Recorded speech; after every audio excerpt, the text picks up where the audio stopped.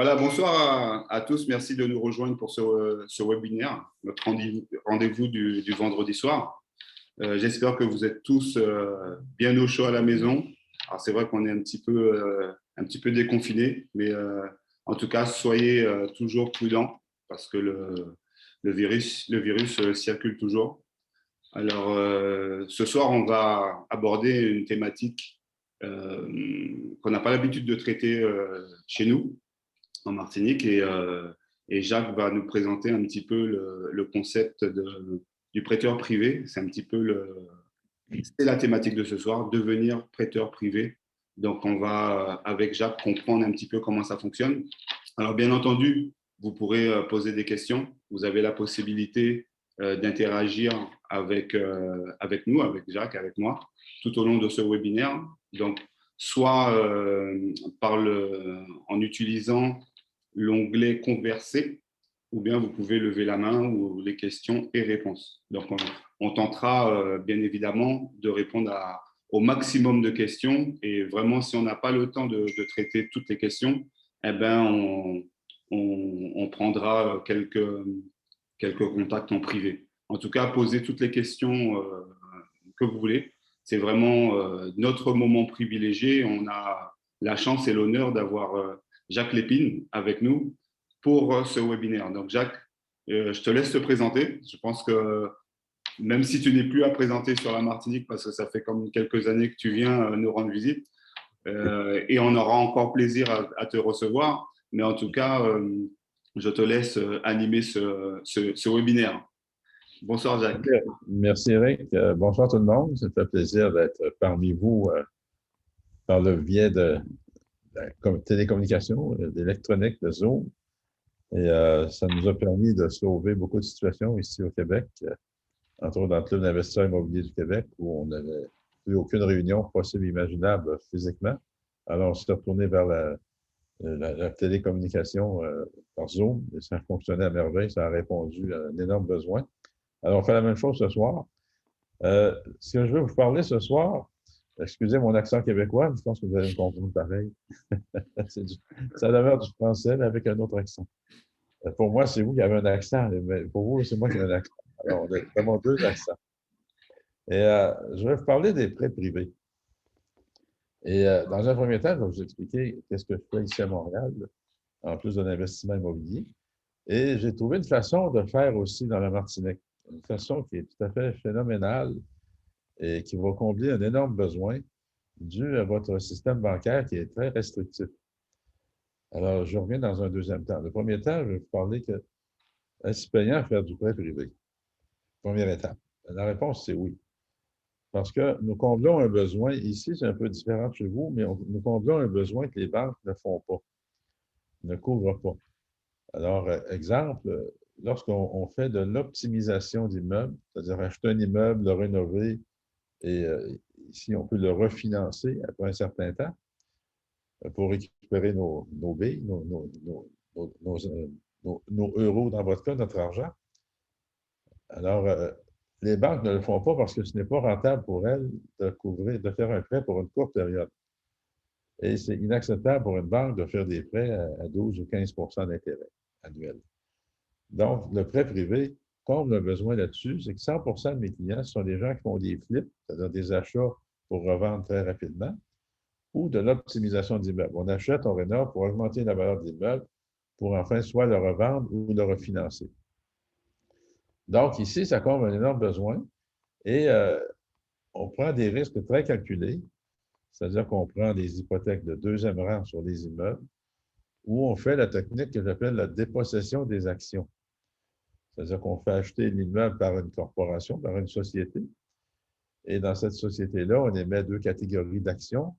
Les actions votantes participantes, c'est-à-dire les actions ordinaires qui sont votantes et participantes, et des actions privilégiées qui ne sont ni votantes ni participantes, mais qui déclarent un dividende fixe mensuel.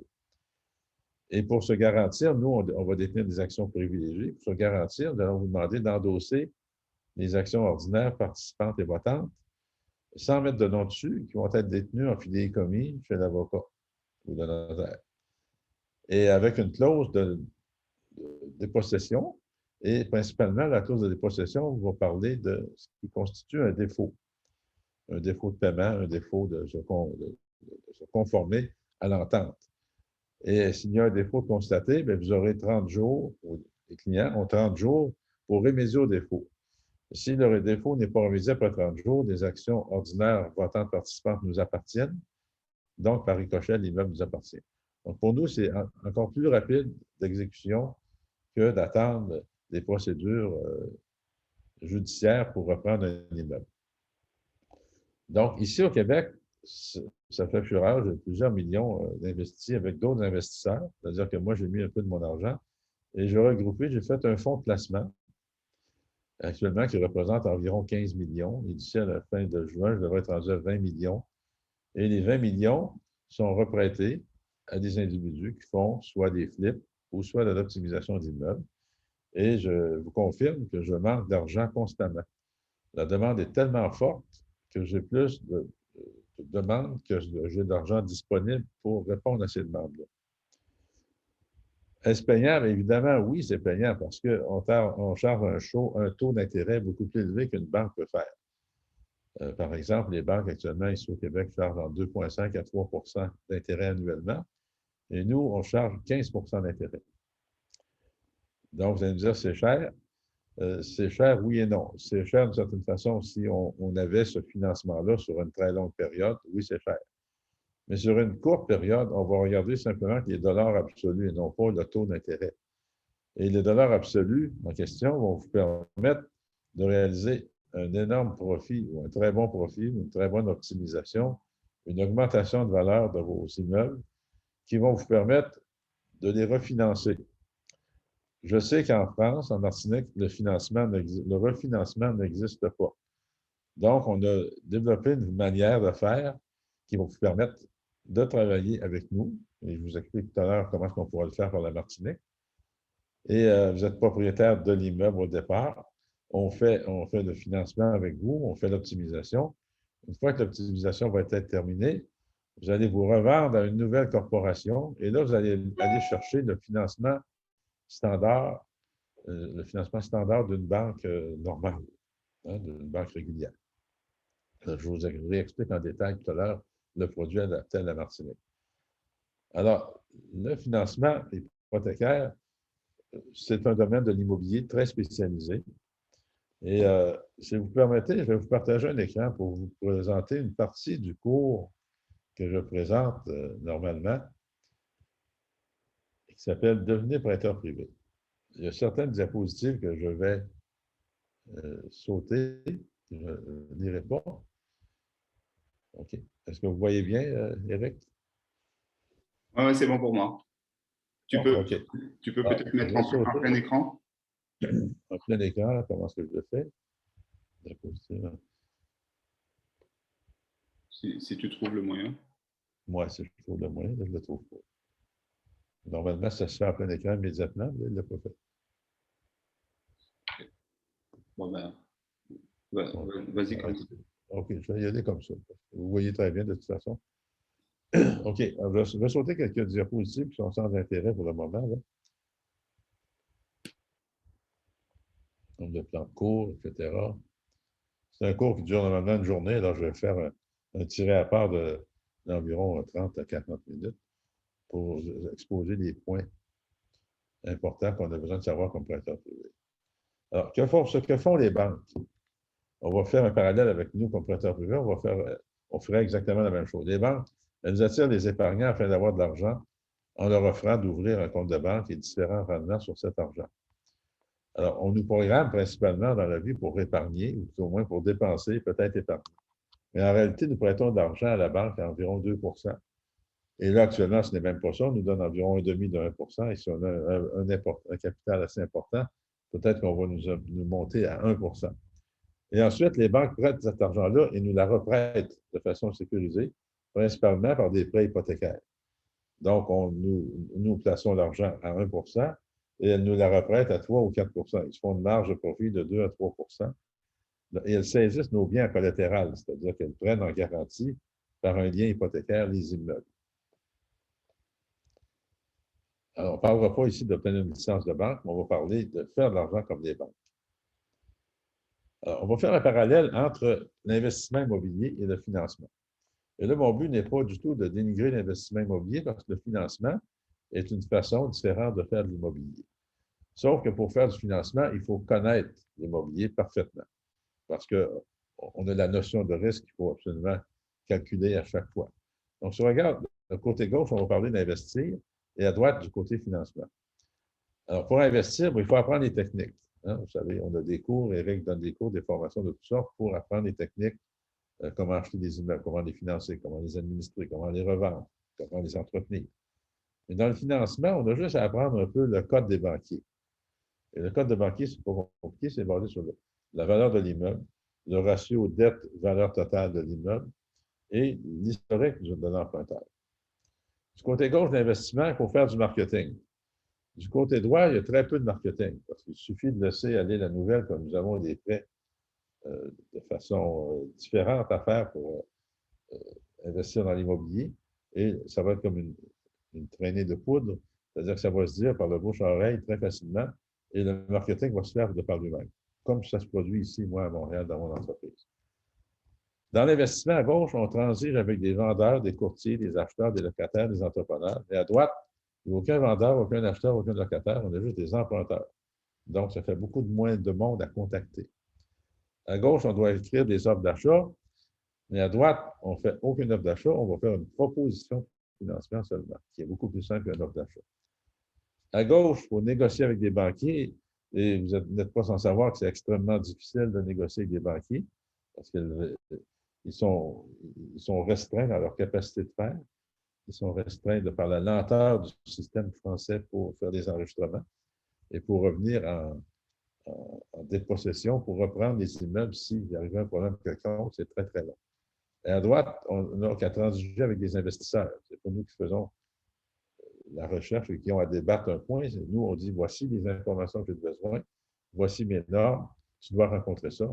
Et à partir de là, on accepte ou on refuse. À gauche, on a les problèmes d'entretien et tous les problèmes de gestion. À droite, on n'a aucun problème d'entretien ni problème de gestion d'aucune sorte. À gauche, nous sommes les derniers à faire de l'argent. Je ne dis pas ça en dénigrant, mais c'est vrai qu'on est les derniers à faire de l'argent lorsque soit on refinance, soit lorsqu'on vend l'immeuble ou à l'opérer un petit peu. Mais à droite, nous sommes les premiers à faire de l'argent. Et ça, je trouve ça extraordinaire. C'est-à-dire que les emprunteurs sont obligés de nous payer, sinon ils vont perdre leurs immeubles. Nous allons aller en reprise. Ils vont perdre leurs immeubles. Donc, on est les premiers à être payés et non pas les derniers lorsqu'on revend l'immeuble. Ça, c'est extrêmement intéressant. Alors, à considérer comme prêteur privé, quel est le potentiel de gain ou de perte pour un investisseur? Et la même question pour un banquier. Donc, lorsqu'on devient prêteur privé, il faut analyser l'immeuble de la même façon que si j'étais pour l'acheter. Du moins, c'est ce que je fais. Et mon questionnement est, est-ce que j'achèterais cet immeuble-là? Si la réponse est non, je ne le financerai pas. Si la réponse est oui, je vais le financer parce que je me pose cette question-là parce que j'ai un potentiel d'avoir à reprendre l'immeuble en question. C'est-à-dire, s'il y a un défaut quelconque, je devrais reprendre l'immeuble. Et pour contourner la lourdeur du système français, bien, la méthode de dépossession des actions est ce qu'il y a de mieux. Nous avons consulté un avocat à Paris, puis il nous a dit, il a quasiment dit en termes simples, c'est presque génial votre affaire. Alors, je serais peut-être même intéressé à travailler avec vous. Fait que, quel est le potentiel de gain ou de perte pour un investisseur? Et la même question se pose face à lui. Donc, comme banquier, tout ce qu'on a à s'assurer, c'est la sécurité. Hein? Quelle est la sécurité de notre argent par rapport aux prêts que nous allons faire? On a à se soucier à faire plus d'argent. Plus on va faire de prêts, plus on va faire d'argent. Et en troisième lieu, à faire moins de travail. Donc, on va automatiser ça le plus possible. Mais même si ce n'est pas automatisé, une fois que le prêt est fait, tout ce qu'on a à percevoir, c'est des intérêts mensuels que l'on fait par des prélèvements préautorisés ou par des transferts bancaires directement ou une série de chèques. Alors, c'est extrêmement simple en bout de ligne, une fois que la roue est très bien partie. Alors, les risques, bien sûr, il y a toujours un risque. Hein. Lorsqu'on est en affaires, il y a toujours un risque. Dans le prêt hypothécaire, il y a un risque. Le risque, c'est de reprendre l'immeuble. Dans quel état sera-t-il? et quel sera le marché pour le revendre rapidement parce que notre but n'est pas d'administrer, mais bien de faire des prêts pour recevoir des revenus d'intérêt. Mais il y a toujours un risque versus le pouvoir qu'on a. Donc, en situation de banquier, nous avons un très grand pouvoir. C'est nous qui disons oui ou non, on finance. Et si on finance, oui, vous pouvez acheter ou non, vous ne pouvez pas acheter si on ne finance pas. Alors, le banquier, il établit les règles. C'est lui qui prend le moins de risques. On va demander à l'emprunteur de prendre le plus de risques par sa mise de fonds. Il va faire un minimum de marketing. C'est celui qui va travailler le moins parce que lui, il fait l'argent. Tout ce qu'il a à faire, c'est recevoir son argent, s'assurer que les conditions sont complètes. Alors, c'est l'emprunteur qui va faire tout le travail. Il prend de l'argent qui ne lui appartient pas. Le banquier ne prête pas son argent. Il prête une partie de son argent, mais le reste, ce sont des épargnants qui mettent l'argent. Donc, on va vous expliquer tout à l'heure comment on peut faire quelque chose de similaire. Il combine l'effet de levier et la fluctuation des taux d'intérêt pour générer un profit astronomique. Donc, l'effet de levier, c'est que si on réunit une somme d'argent, alors on va pouvoir utiliser l'effet de levier dans le sens que nous, les fondateurs, on va se garder une partie de profit. Donc, on utilise l'effet de levier avec l'argent des autres pour faire du prêt hypothécaire. Mais je reviens là-dessus pour vous expliquer le mode de fonctionnement et l'effet de levier possible. Alors, soyez la banque. C'est ce qu'on va essayer de faire. On va essayer de vous expliquer le reste de la petite présentation qu'on va vous faire. Alors, le risque, évidemment, on va toujours parler des risques. Dans une transaction immobilière, 20 comptant de la part d'investisseurs versus 80 financement bancaire. Qui prend le plus de risques? Évidemment, c'est l'investisseur qui, lui, va risquer 20 de son argent, 20 de la valeur. Et s'il ne rencontre pas les obligations, la banque va reprendre l'immeuble et l'investisseur va perdre son argent, va perdre sa mise de fonds de 20 Donc, il y a toujours une question de risque versus sécurité qu'on doit considérer comme prêteur. Alors, je n'irai pas plus loin dans ces notions de risque-là. C'est toujours la même chose. On fait différents ratios. Alors, les risques versus sécurité, que prévoir en cas de reprise? Rachat possible de l'hypothèque de premier rang s'il y en a devant nous. Nous devrons assurer l'immeuble, entretenir et le réparer, payer les taxes, le faire réévaluer. Quelle sera la durée de détention? On ne la sait pas à l'avance. Et quels sont les frais reliés à la vente? Par exemple, les courtiers, la publicité, le home staging, et où s'en va le rendement de ton argent, le temps que tu fasses ce processus-là. Donc, la façon que je vais vous proposer tout à l'heure, on élimine beaucoup. Alors, rachat possible de l'hypothèque de premier rang n'existera pas parce que nous allons être en premier rang, et même mieux que ça, on va être en premier rang, mais on va être en possession des actions. Donc, c'est comme si l'immeuble n'avait aucune hypothèque, parce que nous allons le payer comptant à partir des mises de fonds que nous allons faire. Le reste sera présent si on s'en va appliquer la dépossession des actions. Nous devons l'assurer, l'entretenir, payer les taxes, faire l'évaluation, tout le reste. Mais le fait qu'on n'ait pas à payer l'hypothèque de premier rang est de complètement court-circuiter la lourdeur du système d'enregistrement. Nous, on va se sentir très sécurisés parce que les actions vont nous appartenir, donc l'immeuble va nous appartenir immédiatement après que le processus aura été terminé d'environ 30 jours. OK, alors le cycle du prêteur privé, pas compliqué, il doit rechercher de l'argent, il doit trouver des emprunteurs et faire des prêts les plus sécurisés possibles. C'est aussi simple que ça. Alors, je vais arrêter le partage d'écran pour que vous me voyez à nouveau. Alors, je voulais quand même faire un petit rapport de cette façon de faire du prêt hypothécaire. Maintenant, qu'est-ce qu'on a préparé pour la Martinique dans lequel certains d'entre vous pourriez intervenir, vous pourriez devenir prêteur privé. Pour devenir prêteur privé, deux façons de le faire. Vous pouvez le faire directement vous-même et avoir 100 du risque sur une seule transaction. Ou faire comme certains de mes investisseurs ici, ils embarquent dans un pool, dans un bassin où on va réunir une somme d'argent. Je ne sais pas quel terme vous utilisez en France ou en Martinique lorsqu'on regroupe de l'argent comme ça. Alors, on fait un regroupement d'argent dans lequel l'investissement de tous et chacun ou chacune sera réparti sur l'ensemble des immeubles que nous aurons. Au lieu d'être 100 pour un seul immeuble, votre risque va être réparti sur un ensemble d'immeubles. Donc, ce qu'on vous propose ce soir, qu'on vous présente, c'est de, et on a vérifié avec l'avocat de Paris, c'est qu'on vous propose un fonds d'investissement, d'investir dans un fonds d'investissement dans lequel nous allons réunir des sommes d'argent. Et le but ultime de ce regroupement d'argent est de faire des prêts hypothécaires sous forme de dépossession des actions pour aider les gens de la Martinique à acheter des immeubles, les rénover, de les optimiser, soit pour les revendre ou soit pour les refinancer. Donc, ce produit-là va combler un vide éminent qui existe en France ou en Martinique, dans tout le système français. Un vide éminent où vous achetez avec un financement bancaire, votre immeuble prend de la valeur, vous investissez des fonds ou de l'argent pour faire des rénovations, pour l'optimiser, mais il est impossible pour vous de le refinancer parce que le système français ne fait pas de refinancement comparativement à ici, où on peut refinancer. Donc, un moyen de court-circuiter ça, c'est d'arriver avec un partenaire financier. On devient un partenaire financier avec les investisseurs, les emprunteurs, on devient partenaire financier, dans lequel on va pouvoir acheter des immeubles comptants, on va participer aux rénovations, c'est-à-dire comme financier, à l'amélioration. Et lorsque l'immeuble a atteint sa pleine valeur, là, vous prenez l'immeuble et vous le revendez à une nouvelle corporation, une nouvelle société, qui, elle, va aller chercher son financement standard à long terme avec une institution financière régulière. Donc, nous arrivons comme prêteur intermédiaire, le temps qu'on fasse le travail, que vous fassiez le travail, pour optimiser cet immeuble-là. Donc, ça vient combler immédiatement un gros vide qui existe dans votre pays, dans votre section. Et laissez-moi vous dire que c'est phénoménal. C'est phénoménal. Ça l'est déjà ici, là. Ça comble un besoin. Et on peut extrapoler ça à des chiffres comme on le veut.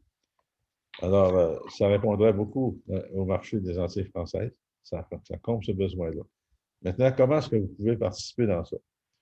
Alors, vous pouvez participer, la société, l'avocat nous a dit qu'il ne faudrait pas que ce soit une société française, il faudrait que ce soit une société étrangère qui a une division en Martinique, par exemple, si on part avec la Martinique.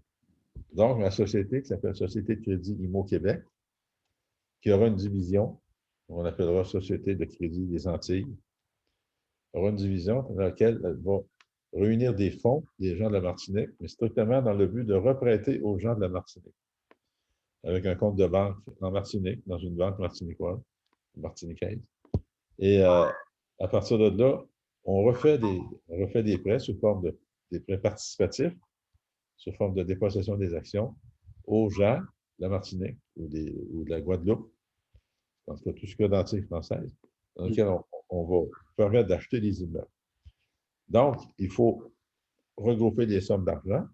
Et où ça peut être intéressant, c'est que ceux qui ont une certaine liquidité, ce n'est pas du tout intéressant de les laisser à la banque au taux où on vous donne actuellement. Et alors que nous, on vous propose de vous donner 8 8 et nous, l'argent dans le fonds, nous allons la reprêter aux investisseurs, aux emprunteurs à 11 Donc, nous, les gestionnaires, on va garder 3 du fonds pour administrer le tout.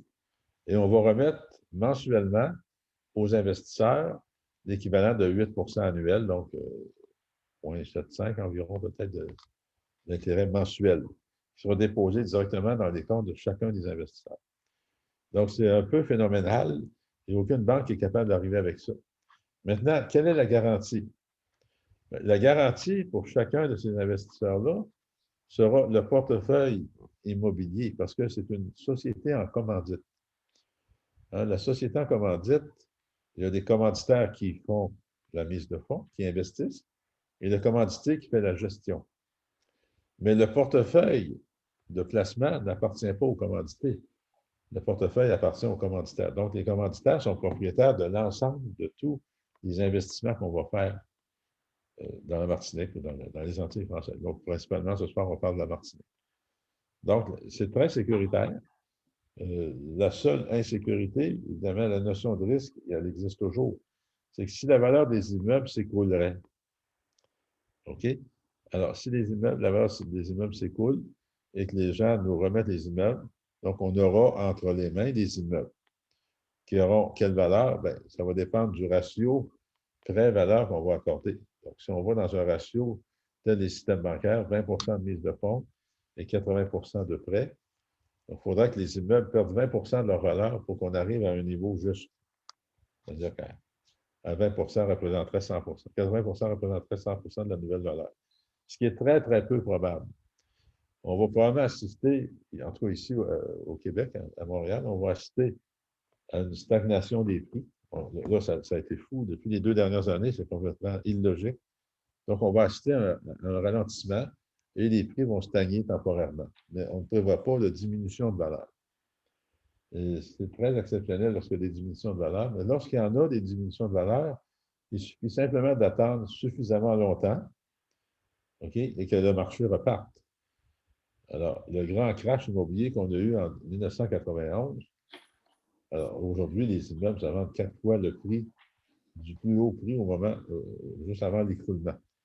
Donc, les cycles sont toujours, un cycle, ça monte et ça descend, mais la tangente à long terme est toujours à la hausse. Donc, lorsqu'on reprend des immeubles, il suffit simplement de les administrer, de les garder et laisser passer le temps.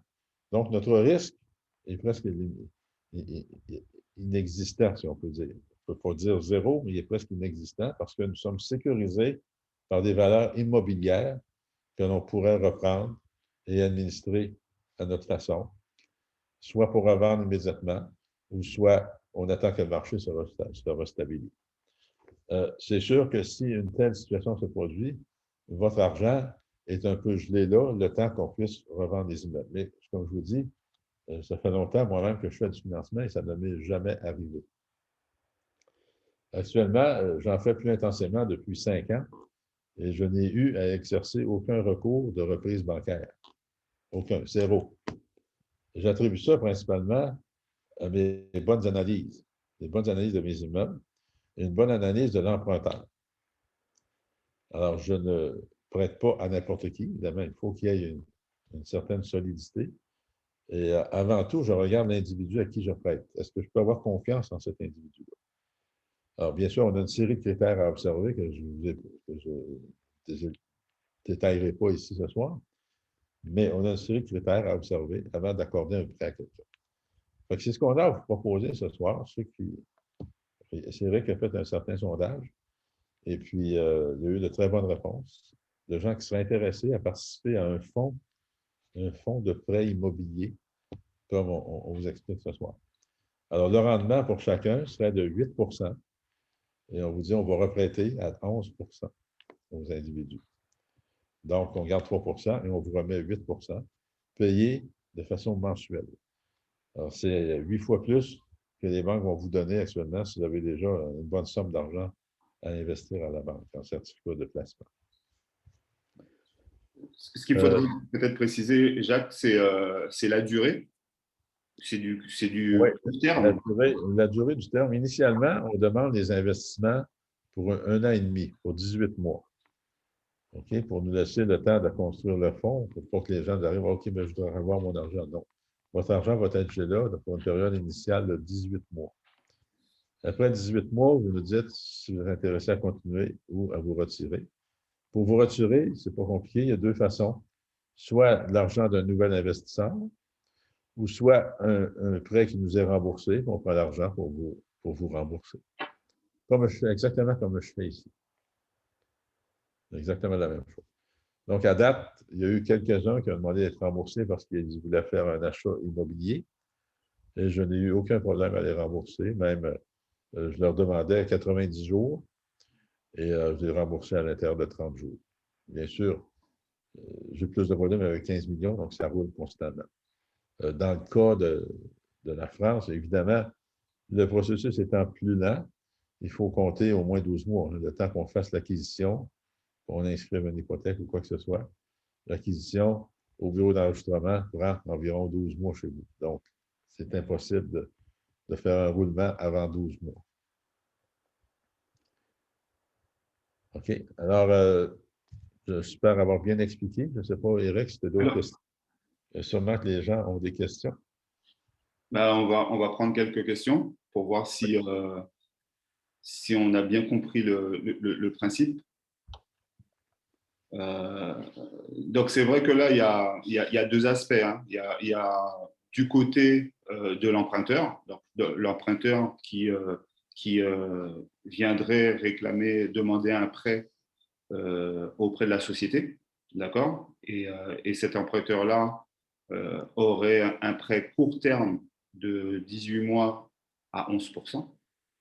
Et il y a de l'autre côté l'investisseur, donc le prêteur privé, qui lui placerait une certaine somme d'argent et qui aurait aussi, lui, un contrat, je vais dire, court terme, 18 mois, avec une rétribution de 8% par année à raison d'une mensualité, voilà, d'une rétribution mensuelle. C'était pour un petit peu retranscrire ce que tu as dit. Ça donne environ 0,67% mensuel. Voilà. Parce que les banques donnent annuellement, mais on vous le donne mensuellement, autrement dit. Alors, est-ce trop beau pour être fait? Non, c'est une méthode éprouvée que. Il y avait une question, là, Jessica, 8% par mois, non, c'est 8% annuel. Oui, 8% par mois, oui. Donc c'est vrai qu'on n'a n'a pas précisé. On n'avait pas précisé, oui. Ouais, Quelle est la somme minimale à placer dans la société? Minimum, c'est 50 000. On pourrait prendre des 10 000, on pourrait prendre des 20 000, mais ça fait trop de monde à gérer. Donc, on y va avec des participations de 50 000 et des multiples de 50 000. Euros, évidemment, on parle en euros. La rémunération commence quand? La rémunération commence une fois qu'on a la somme d'argent, mettons qu'on démarre avec 1 million d'euros ou 500 000, on décidera par la suite. À partir qu'on a cette somme d'argent-là, là, on ouvre la machine pour faire des prêts. Donc, peut-être que les premiers mois, le premier ou deuxième mois, il y aura une certaine lenteur, mais après ça, une fois que le rouage est parti, c'est mensuellement, tous les mois, tous les mois, tous les mois. Alors, il y a une question où quelqu'un demande si c'est un mix entre un placement bancaire à court terme et le fonctionnement d'une SCPI. Alors, la SCPI, ce n'est pas totalement ça, hein. La SCPI, c'est j'achète des parts d'une société civile de placement immobilier. Donc, c'est vraiment une sorte de faux commun où on peut retrouver un hôpital, un bâtiment, un immeuble, et on achète sous forme d'action. C'est plus difficile déjà à revendre, déjà une SCPI, parce que lorsqu'on a des parts de SCPI, pour pouvoir les revendre, il faut trouver un acheteur derrière. Là, ce n'est pas totalement pareil, hein. Là, c'est vraiment être dans la peau d'un banquier, donc de celui qui prête son argent et qui attend une rétribution mensuelle. Il y a une question ici, dans le cas du refinancement, Dominique Herblanc. Dans le cas du refinancement d'un projet par la banque, une fois l'immeuble optimisé, sur quels critères la banque prêtera à la nouvelle société? Selon la solvabilité du propriétaire d'entreprise ou selon la solvabilité du projet? Bien, je crois que c'est les deux. Comme actuellement, si vous allez à une banque, la banque va regarder votre solvabilité à vous, puis elle va regarder aussi la viabilité du projet. Alors, à ce moment-là, au moment du refinancement, ça sera selon les critères des banques actuelles. Mais nous, avant d'accepter un prêt, on va s'assurer que l'individu va être capable de se refinancer avec l'institution financière. Okay, on regarde qui est l'individu, on regarde quel est son crédit, quelle est sa cote de crédit, et on va vérifier auprès d'une banque si le projet serait acceptable pour eux. Sinon, on va être pris avec l'immeuble, vous allez être pris à payer des intérêts à 11% pendant combien de temps? Donc, on doit s'assurer de la porte de sortie, nous, avant d'embarquer, avant de rentrer. Alors c'est vrai que ça peut intéresser des personnes qui, peut-être un héritage, qui sont dans l'attente d'un héritage, et ils savent qu'il y a des sous qui vont rentrer et qui veulent saisir une opportunité. Donc, il faut vraiment bien comprendre que ça doit être quand même du court terme, hein, parce que c'est vrai que prêter à 11% pendant 20 ans, ce n'est pas possible. On n'est pas dans le schéma classique des banques. Alors, il faut vraiment avoir à l'esprit que c'est du court terme. On est sur 18 mois et 18 mois, il faut qu'on prenne, que la personne puisse avoir cette rentrée d'argent pour pouvoir retourner vers un prêt classique. Ça lui laisse le temps d'optimiser. Donc, la personne qui veut faire des travaux, optimiser son immeuble pour pouvoir générer plus de revenus. D'accord? Donc, c'est vraiment une solution un peu palliative. Oui, j'ai Gaël Leroy qui demande une bonne question. Pourquoi rémunérer 8 fois plus qu'une banque? Pourquoi pas moins, autour de 5, 6, par exemple, rémunération du risque? Ben, c'est pour attirer le plus d'investisseurs possible. Si on offre un produit trop près des banques ou qui est semblable à une compétition qui peut exister dans le placement immobilier à la bourse, les gens, de par nature, vont avoir tendance à aller vers ça. Alors, pour attirer le plus d'investisseurs, on va donner un meilleur rendement. C'est la seule raison. Il n'y a rien à cacher là-dessus.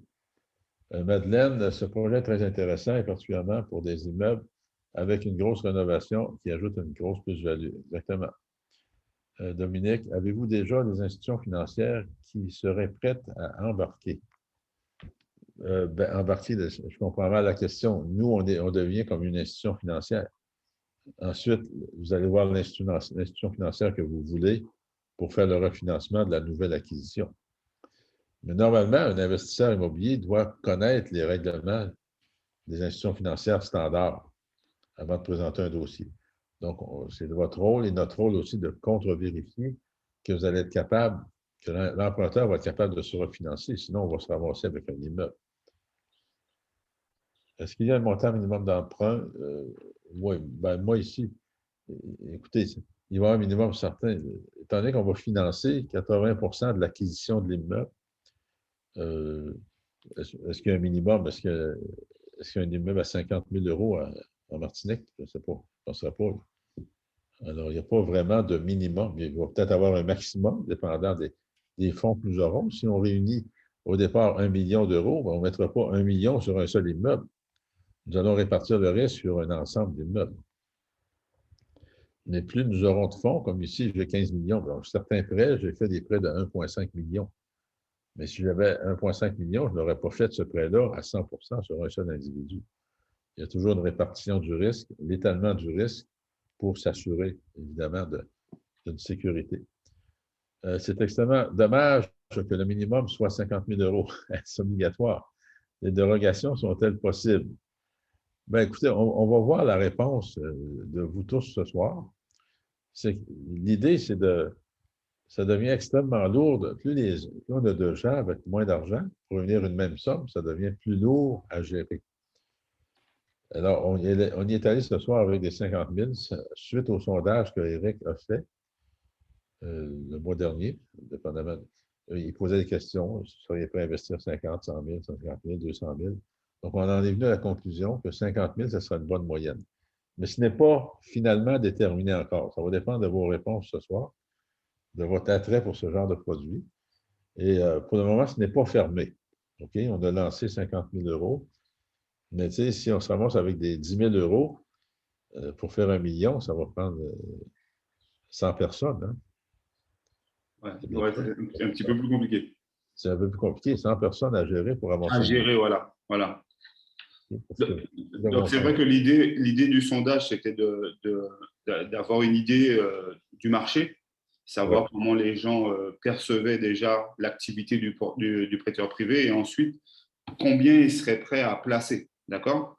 Donc, ce qui en est ressorti en moyenne, on était plutôt aux alentours de 50 000 €, mais c'est vrai que l'idéal pour une structure comme ça, c'est d'avoir des prêteurs à un minimum de 100 000. Oui. Moi, actuellement, ici à Montréal, je ne prends personne en bas de 100 000. Alors, puis déjà là, tu changes à 15 millions, puis ça représente quand même une trentaine de personnes. Alors, plus il y a de monde, plus ça devient difficile à gérer. Ça prend un employé, pas à 35, mais si on s'avance avec 100 ou 200 personnes, ça va prendre un employé à plein temps juste pour gérer les demandes et les questions de tous ces petits investisseurs. Est-ce que cette somme peut être défiscalisée? Je ne connais pas du tout la défiscalisation en France. Là. Éric, peut-être que tu pourrais l'expliquer, mais moi, ça ne me dit rien. Je pense pas. Hein. Après, non, pas du tout. OK. Alors, est-ce qu'il y a d'autres questions? Alors, tu as une question de Steve qui dit le capital prêté est bloqué pendant combien de temps? 18 mois. Le capital, l'investisseur. Pour Mhm. l'investisseur, son argent est gelé pour 18 mois. D'accord. Il y a une convention, il y a une convention, pacte d'actionnaires Oui, qui est fait avec le prêteur privé? oui, il y a une convention avec les investisseurs qui s'appelle la convention de la société en commandite. OK? Et avec chaque emprunteur, évidemment, il y a un contrat. Il y a un contrat parce qu'on devient actionnaire de la société. Donc, il y aura une convention d'actionnaire et une convention de dépossession des actions avec le détail de ce qui constitue un défaut. Alors, tu confirmes, Jacques, que tout ça, ça se fait quand même devant notaire, hein, pour que ça soit dans un cadre réglementaire. Oui, oui, il y a un avocat ou un notaire ou les deux. Et comme je le fais ici, c'est une structure qui est très juridique. Et à ce moment-là, il faut que ça soit fait dans les règles de l'art. D'accord. Il y a pas il peut pas avoir de malversation, de détournement de fonds, parce que tu sais, ça peut, une société comme ça peut porter à confusion. Euh, Beaucoup de personnes peuvent se dire, bon, c'est une société qui peut récolter des fonds et puis partir, surtout qu'elle n'est pas sur place. Donc il faut rassurer les gens pour qu'ils puissent voir que c'est quelque chose de bien réglementé et de bien suivi. Exact.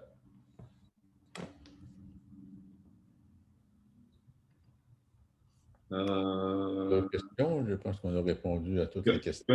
une question, la structure aura-t-elle aussi la vocation euh, d'acheter et faire rénover des biens et ensuite les revendre? Non, pas du tout. Pas du tout. La structure est là que pour faire du prêt, pour devenir associé avec vous dans vos entreprises, dans vos sociétés qui vont acheter des immeubles. Notre vocation ne sera pas d'acheter des immeubles nous-mêmes. Nous, c'est de faire du prêt, strictement. Voilà, je pense que nous avons fait le tour des questions, à moins qu'il y ait d'autres questions. Je suis en train de regarder parce qu'il il y a le questionnaire réponse, il y a des mains levées. Bon, je suis en train de.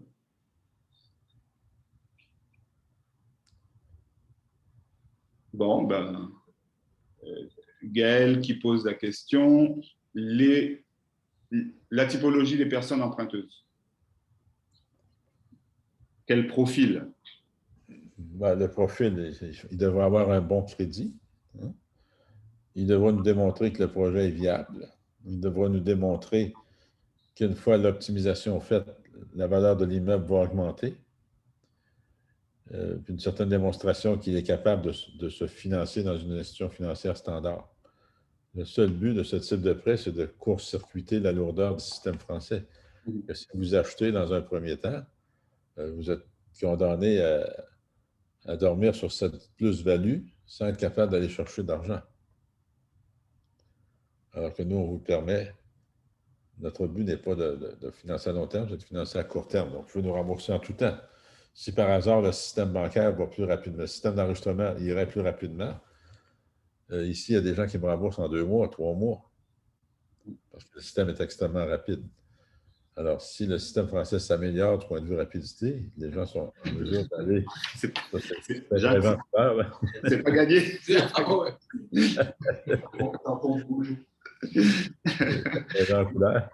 Mais c'est la typologie des personnes emprunteuses. On doit s'assurer, nous autres, on ne veut pas reprendre les immeubles. Donc, on va s'assurer le plus possible que les gens sont capables de mener à bien leur projet et qu'ils ont une certaine mise de fonds aussi. On ne financera pas 100% d'un projet si on n'a pas les garanties nécessaires. Ici, je fais du financement à 100%, mais je vais chercher l'équivalent du 20% sur d'autres immeubles que les gens ont ou d'autres garanties. De toute façon il est certain que l'expérience et l'expertise de nous autres investisseurs peuvent aider ces porteurs de projets-là à mieux appréhender l'investissement et, et pouvoir aussi mieux baliser leurs projets.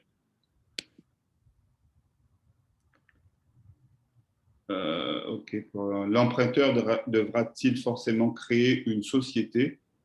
Le titre de propriété initiale sera sur quelle entité? Oui, l'emprunteur devra forcément créer une société. Parce que c'est notre seul moyen, nous, de nous garantir par la dépossession des actions. Si vous allez sous votre nom personnel, à ce moment-là, il faudra prendre une hypothèque de premier rang. Alors ça, ce n'est pas impossible non plus, mais le modèle que je parlais était surtout sous forme de dépossession, mais en hypothèque de premier rang, il y a une possibilité.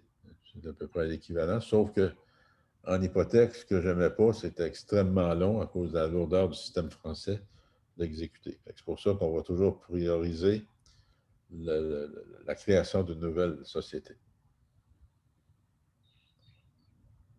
Mais je vous dis, c'est magique. Peut-être que vous ne réalisez pas encore, mais c'est magique comme technique. Hein? Ici, je fais des miracles. Il y a des gens, je finance des gens, là, qui sont tellement bons, c'est des experts, ils sont devenus experts avec les cours qu'ils ont suivis de moi. Et je leur prête, je ne sais pas, il y en a un que j'ai prêté 600 000 une fois, puis 3 mois après, l'immeuble je finançais 100 je me donnais une garantie ailleurs, je payais l'immeuble 650 000. Et 2 mois après, une fois qu'il a fini ses travaux, l'immeuble valait 1,5 million. Donc, il a refinancé, puis il m'a remboursé 2 mois. Il m'a étiré à 3 mois parce que je lui ai dit, regarde, laisse-moi le temps de faire un petit peu d'argent. Ouais. Il y en a, là, que je les finance 1 million, ils vont chercher 2 millions d'augmentation de valeur de l'immeuble. Ils rachètent les baux des locataires pour les expulser. Ils rénovent l'appartement. Ils doublent le prix des loyers. Donc, ils se ramassent en bout de ligne qui double, dans certains cas, tripler la valeur des immeubles. Moi, j'ai fait peut-être 150 000 et eux font 1,5 million, 2 millions de plus-value. Alors, c'est extrêmement magique. Je vous dis, ça fonctionne. C'est une méthode de faire qui fonctionne dans laquelle le prêteur est purement garanti. Tu as deux personnes qui posent la question, est-ce que le prêteur privé peut être une entreprise? Oui, une société peut-elle investir avec vous? Oui. C'est ce que tu Soit une société intégrant 2 personnes établit un investissement de 50 €, oui. 50 000. Ainsi, un interlocuteur. Exact. On peut faire différentes. Ça répond à la question de l'autre. C'est désolant qu'on ne peut pas investir moins que 50 000, mais vous pouvez vous créer une société à 2 ou 3 individus pour réunir le 50 000 en question.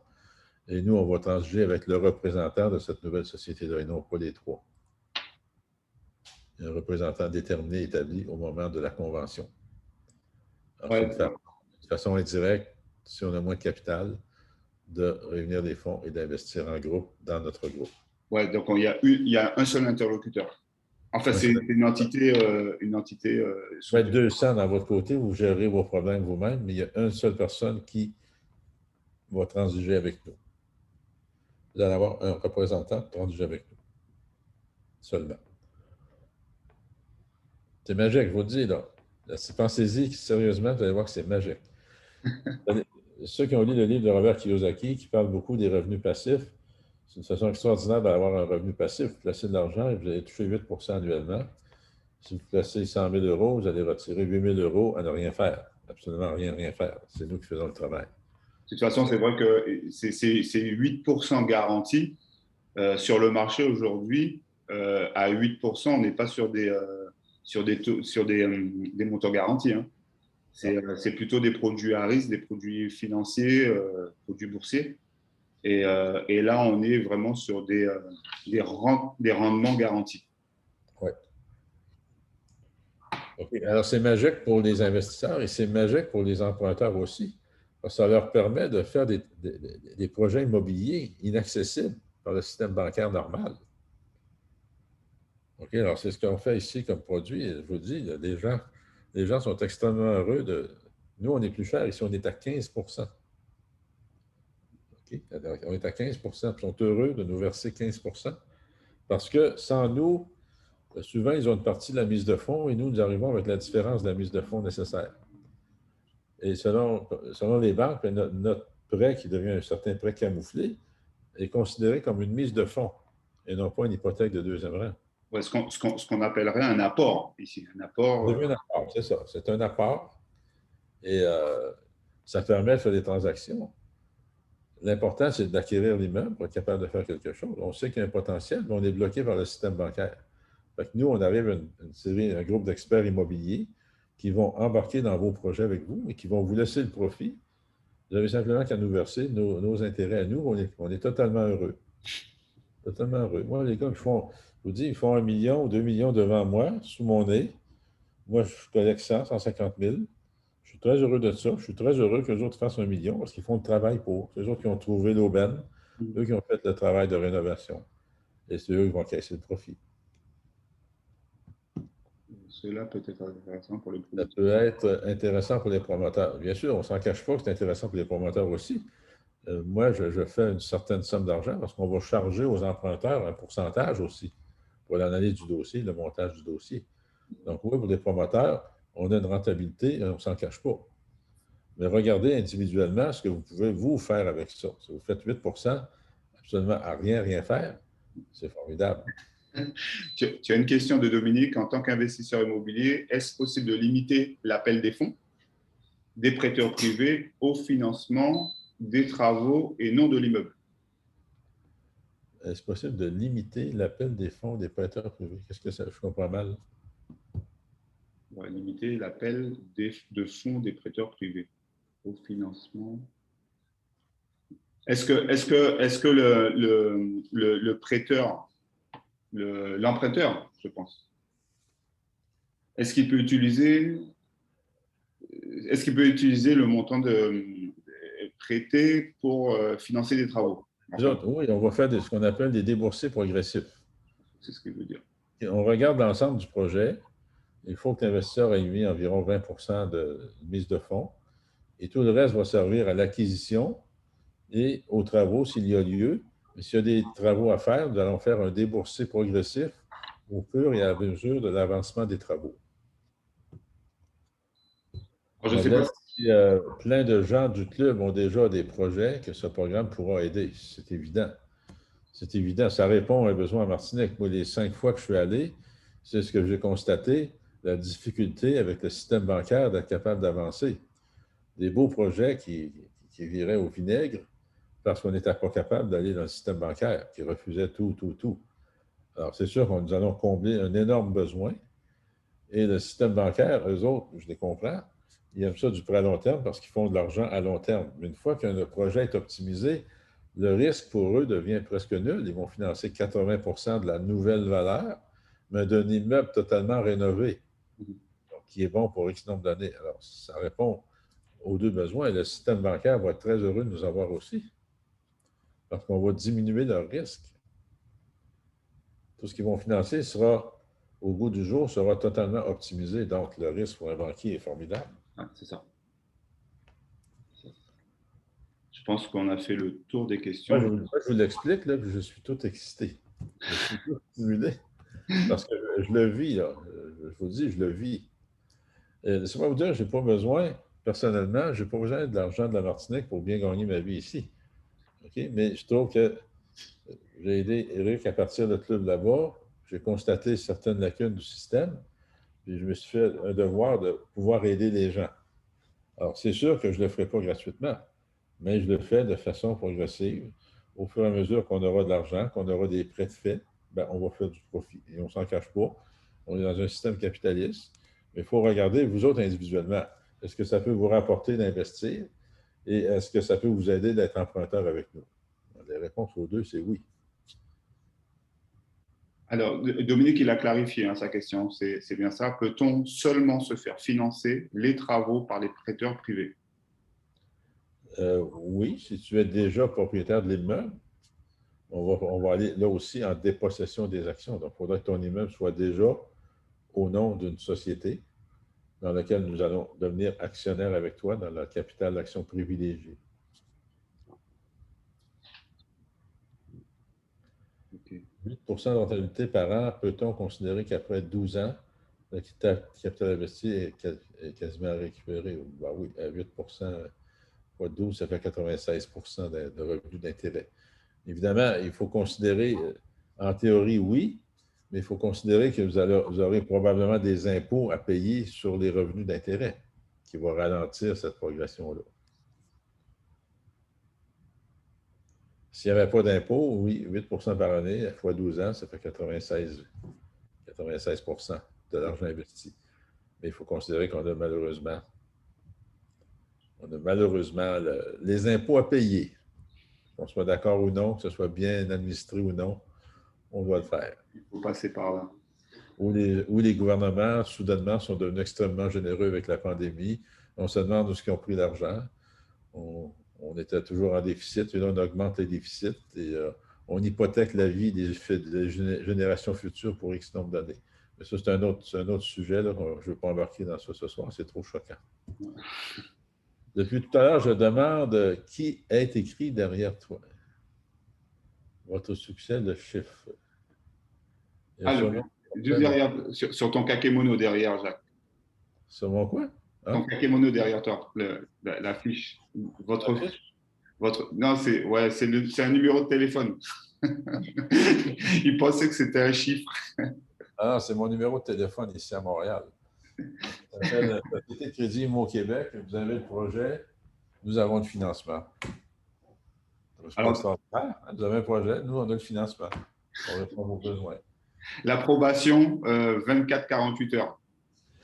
Oui, une fois que nous avons tous les documents en main, 24 à 48 heures pour l'approbation. Oui, c'est ça. Et puis tu as précisé derrière formation, donc il y a de la formation derrière. Donc l'accompagnement des porteurs de projets. Évidemment, c'est rassurant aussi pour les emprunteurs parce que moi, lorsque je refuse un projet, je dis à l'emprunteur potentiel, si moi je refuse le projet, tu devrais t'interroger si tu devrais acheter ou non l'immeuble. Parce que si je refuse de prêter sur le projet, c'est parce que je n'en voudrais pas. Avec toute l'expérience que moi j'ai, pose-toi des questions. Pourquoi moi je n'en voudrais pas et pourquoi toi tu n'en voudrais? Donc, on agit quelque part en titre de consultant, ce qui est très sécurisant pour les emprunteurs aussi, d'une certaine façon. Ce que normalement le banquier est tenu de faire aussi, puisqu'il a son devoir de conseil lorsqu'on lui présente un dossier. Gaël écrit, oui, c'est plus de la magie. Effectivement, c'est de la vraie magie, le miracle de l'immobilier. Nous sommes d'accord que la rémunération du prêteur privé est de 8% annuel et pas 8% mensuel. Non. 8% mensuel, ça veut dire 96% annuel. Donc, on serait tous des prêteurs usuraires. Je ne sais pas quel est le taux de l'usurier en France, mais au Canada, il est de 60% et plus annuellement. Si on dépasse ce taux-là, je pense qu'en France, il doit être beaucoup plus bas que ça. Alors, nous ne sommes pas des prêteurs usuriers. Bon, mais je pense que nous arrivons, s'il n'y a pas d'autres questions, que nous arrivons. Je vous remets entre les mains d'Éric. Ceux qui ont d'intérêt, manifestez-vous auprès d'Éric. Et suite à ça, nous autres, on va lancer ou non la société en question en Martinique. Et bien sûr, nous avons des visions. Si ça fonctionne en Martinique, ça va fonctionner dans tout le reste de la France aussi. Parce que vous êtes dans le système français. Donc, on a des grandes visions, c'est sûr. On ne s'en cache pas.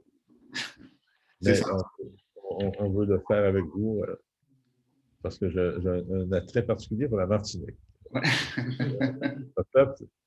Je suis reçu comme un roi quand je vais vous voir et j'ai développé une bonne chimie avec vous autres. Et là, ça fait 2 ans que je ne suis pas allé et je m'ennuie à mourir. J'ai hâte d'y aller. À partir du 9 juin, c'est ouvert. Je ne sais pas pour le Canada, mais... Dès qu'il y a des avions, l'été, c'est peut-être un peu difficile ici, là, mais à partir du mois d'août, septembre, il serait possible. Bon, vous allez vous présenter mon fils de 15 mois actuellement. En tout cas, on organise ça et vous serez tous tenus informés de l'avancée de ce projet. et de sa mise en œuvre. Alors, il y a quelqu'un qui pose, je pense, une dernière question. J'essaie de reprendre les stratégies qui consistent à virer les locataires et doubler les loyers. Oui, c'est très simple. Retour dans le Canada en septembre. Merci, Karine. La stratégie qui consiste à virer les locataires. Il faut négocier lorsqu'on achète l'immeuble. Nous allons négocier avec le locataire et nous lui offrons une somme d'argent pour résilier son bail. Alors, quelle somme d'argent? C'est à négocier. Ça dépend du profit à faire. Nous autres, on offre des fois jusqu'à 10 000, 15 000 pour racheter le bail d'un locataire. Vous savez que l'argent est toujours roi et maître. À un moment donné, lorsqu'on fait miroiter l'argent, les gens acceptent de résilier leur bail et de quitter les lieux. Et doubler le loyer, dans certains cas, il faut connaître son marché. Ici, les gens qui empruntent de moi, ils savent très bien que les loyers normaux dans le marché sont à 1 200 par mois. Et si l'immeuble qu'ils analysent, les loyers sont à 600, ils savent immédiatement qu'ils ont un produit gagnant entre les mains. Alors, il suffit de négocier avec chacun des locataires pour racheter son bail et faire les rénovations pour mettre l'immeuble au goût du jour et louer au double du prix, dans le cas que je vous explique. Mais ça peut être 25 de plus, 50 ça dépend de chaque situation. Alors, je précise juste que tu as parlé de négociation avec le locataire. On n'est pas dans une forme réglementaire parce que les locataires sont très protégés en France. Donc, il faut vraiment faire attention dans sa négociation avec son locataire. Je précise ça auprès de nos personnes qui nous suivent. Oui, je suis d'accord avec ça, mais si le locataire accepte de bonne foi, de bon gré, de plein gré, de résilier son bail, et si on a un bon contrat en bonne et due forme préparé par un avocat, je pense qu'il n'y aura aucun recours pour lui par la suite. C'est de ça qu'il faut se protéger. Il faut s'adapter au système de chaque pays. C'est ça. Voilà, on a pris, je pense, un bon petit moment ensemble. J'ai été heureux avec Jacques de vous présenter le concept des prêteurs privés. Merci à tous. Encore une fois, on vous tiendra informé sur la suite des événements. Et merci Jacques, merci beaucoup. Merci pour. C'est vrai que ça fait, pour la petite histoire, ça fait un petit moment que tu cherchais vraiment une solution. On a rencontré la direction du Crédit Agricole la première fois que tu étais venu. Oui. On a rencontré plusieurs banquiers ici en Martinique. Et c'est vrai qu'on repartait toujours avec ce questionnement. Ouais. On avait certaines réponses à nos questions, mais pas toutes. Il y avait des zones qu'il fallait encore lever. Et c'est vrai que le dernier entretien que nous avons eu avec l'avocat en droit d'affaires international, puisque c'est un avocat qui intervient aux États-Unis et en France. Et il nous a un petit peu éclairé sur la méthode à mettre en place. Donc, merci Jacques. Merci à tous les membres du C2IA. Merci à nos invités, ceux qui nous suivent, qui nous visitent pour la première fois. Nous vous tiendrons au courant. Normalement, nous devrions reprendre le présentiel très prochainement. Donc, notre prochaine conférence se fera en présentiel et vous serez tenus informés. Jacques, si tu veux dire un petit mot pour finir. Alors, vous savez, dans l'investissement immobilier, ou peu importe le type d'affaires, il faut être très créatif. Il ne faut pas voir les noms comme un nom définitif. Il faut se revirer de bord et chercher des moyens créatifs pour contourner légalement toutes ces oppositions-là. Alors, c'est ce que j'essaie de faire. C'est ce que j'ai fait toute ma vie dans ma carrière d'investissement immobilier. Et je peux vous dire que ça m'a très, très bien réussi. Et que ça m'a réussi encore très bien. Vous savez, le fait d'être créatif m'a permis de... Vous savez, j'ai fait de l'immobilier, j'ai fait une fortune avec ça. J'ai fondé le club d'investisseurs immobiliers. J'ai sorti des sentiers battus, j'ai fait une deuxième fortune avec ça. Et là, je vous dis ça tout humblement. Et là, actuellement, je fais du financement privé et je suis en train de faire une troisième fortune avec ça.